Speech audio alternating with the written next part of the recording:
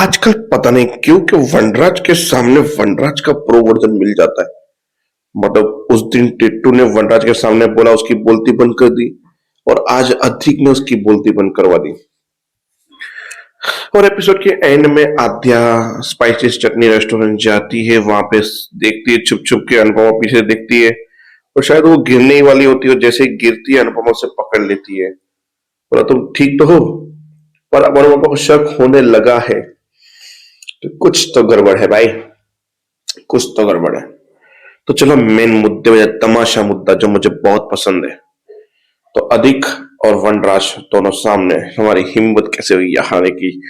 Court के according मेरी हिम्मत हर महीने हो सकती है यहाँ आने की, जिसके लिए मुझे आप भी नहीं रोक सकते हो, क्योंकि मैं हर महीने में मेरी डिवोर्स बीवी को पैसे देता हूँ। और उसके अकॉर्डिंग जो मेरी बेटी है, मैं उससे मिल सकता हूँ। और उसे मिलने से मुझे कोई भी नहीं रोक सकता। बोला, ये तुम्हारा घर नहीं है, शाह हाउस है। तुम्हारी हिम्मत कैसे हुई यहाँ आने की? जहां तक मुझे पता है, मैं आपके शाह हाउस नहीं, यहाँ पे गार्डन में आया हुआ हूँ। और इस गार्डन का नाम शाह गार्डन तो बिल्कुल भी नहीं है। समझ में आया आपको? तो मैं मेरी बेटी से मिल सकता हूँ। तुम्हें पता भी है तुम क्या बोल रहे हो? अगर आपको लगता है कि आप चिल्ला के, तमाशा करके, झगड़ा करके कुछ उखाड़ लोगे, तो एक काम करते हैं, फिर गार्डन में नहीं, सीधा कोर्ट में लड़ाई करते हैं। तो ठीक है, फिर मैं भी जाता हूँ कोर्ट।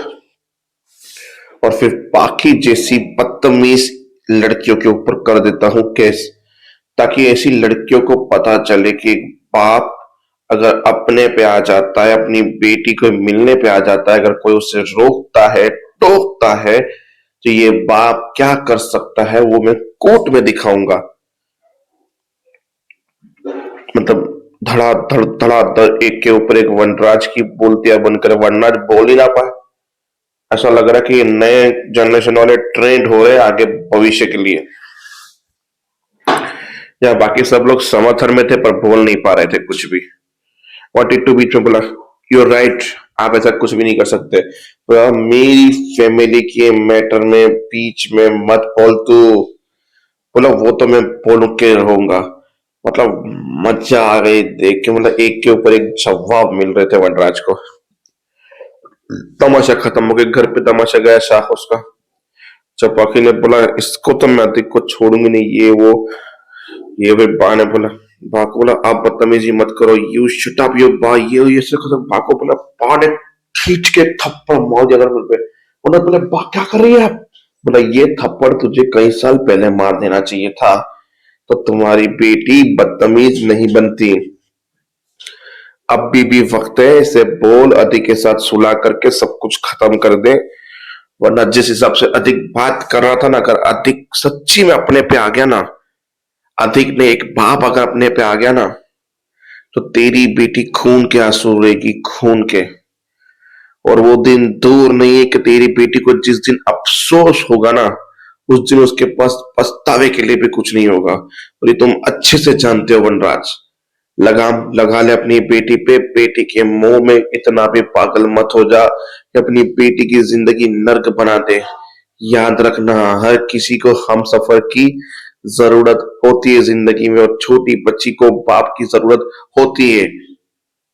तुम गलत कर रहे हो अपनी बेटी का साथ देके, और तुम्हारे साथ की वजह से ये सर पे चढ़ रही है। तो ये तो इनके घर का तमाशा खत्म हुआ। चलते हैं किंजल तोशु के छोटे तमाशे में, जहां पे कुछ था। किंजल बोलती है, क्या कर रही हो, क्यों खा रही हो? तो बोला, मेरे को गुस्सा आ रहा है, टेंशन में हूं, मैं क्या करूं? बोला, रिलैक्स रिलैक्स। बोला, मैं रिलैक्स नहीं रह सकती। तुमने जो किया मामा के साथ, मुझे वो समझ में नहीं आया। तुम्हें ऐसा नहीं करना चाहिए था। मतलब किंजल को ऐसा लग रहा है कि हम मम्मा को ढूंढे और मम्मा को यहाँ पे लेकर आए। एपिसोड के एंड में एक और बात हुई, जहां पे देविका को फोन किया अनुज ने। बोला, देविका, मैं अनुज। बोला, तू कसम से मेरे सामने नहीं है, नहीं तो मैं तुझे मार मार के तेरा भरता बना देती। देविका, मुझे सिर्फ और सिर्फ इतना बता कि क्या अनुपमा अमेरिका में है या नहीं। तो इसका जवाब तो अब देविका पता नहीं कब देगी, या देगी भी या नहीं देगी, या झूठ बोलेगी, वो पता नहीं है।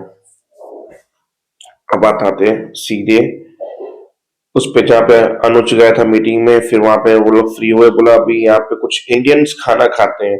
बोला इंडियंस खाने में तो स्पाइसी और चटनी इस बेस्ट है जो चीज वहां पे।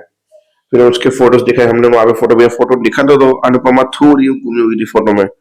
उन क्लाइंट्स ने अनुज के फोटोज दिखे, फिर बोला वहां पे चलते हैं। बोला चलो चलते हैं। फिर वो लोग अकेले चले गए, अनुज नहीं गया। फिर आद्या को बोला कि यार पापा मीटिंग ही गए, अच्छी बात है, कहीं और नहीं जाने चाहिए। मैं कब तक रोकूंगी इन सब लोगों को, कब तक कुछ करूंगी। शो को बोलती हूँ जल्दी से शादी वादी कर दे, किस्सा खत्म करे, अनुपमा को पापा मिले उससे पहले शो उनकी शादी हो जानी चाहिए, वरना ये अनुपमा हमारी जिंदगी में आके हमें बहुत परेशान कर देगी। मतलब वो वहां पे लगी हुई है कि मैं अनुज और अनुपमा को दूर कितनी देर रख सकती हूँ। और अनुज भी सोच रहा है मुझे ये जोशी बेन और ये अनुपमा की गुत्थी कैसे भी करके सुलझानी है, फिर चाहे मुझे आद्या से झूठ बोल के छुप के से क्यों ना जाना पड़े, पर ये मैं चीज करके रहूंगा। क्योंकि अब अनुज को भी लगता है कि आद्या जरूर कुछ छिपा रही है मुझसे। फिर अनुज रात को घर पे आता है, टेंशन में होता है, सोच रहा होता है। शिव पीछे जा जाती है, मतलब आधी रात को ये तुम क्या कर रहे हो। फिर देखा तो फोटो अनुज ने बदल दिया था, जीके का फोटो था। मतलब जीके को याद कर रहे हो इतनी रात को, वो भी यूएस में। रिलैक्स हो जाओ। ऐसे करके फिर अनुज बस सोचता रहा कि बस ये जोशी बेन की गुत्थी मुझे कैसे भी करके सुलझानी है। श्रुति से शादी करने से पहले मुझे अनुपमा से मिलना है, उससे कुछ बात करनी है, कुछ सवाल करने हैं मुझे, ताकि मैं इस जिंदगी में आगे बढ़ सकूं। बस तो अब देखते हैं कि अनुज आगे कैसे बढ़ेगा, वो सवाल क्या पूछेगा। और उससे पहले लोरी की बात करूं अनुपमा की, तो अनुपमा को लोरी में ले गया, बोला अमेरिका में टैक्सी में बिठा के इंडियन जगह पे लेके आया, बहुत अच्छा लगा। फिर वहां पे वो कुछ लोग पहन रहे थे बाल में, तो अनुपमा ने भी पहना, फिर यूं बाल घुमाए। तो यशपाल के भाई को लगा, बोला ये है खोतेदा पुत्र, फिलहाल में तेरा बॉस बनने वाला है, क्योंकि यशपाल कुछ दिनों के लिए बाहर गया हुआ है, तो फिलहाल में रेस्टोरेंट का बॉस यही बनेगा।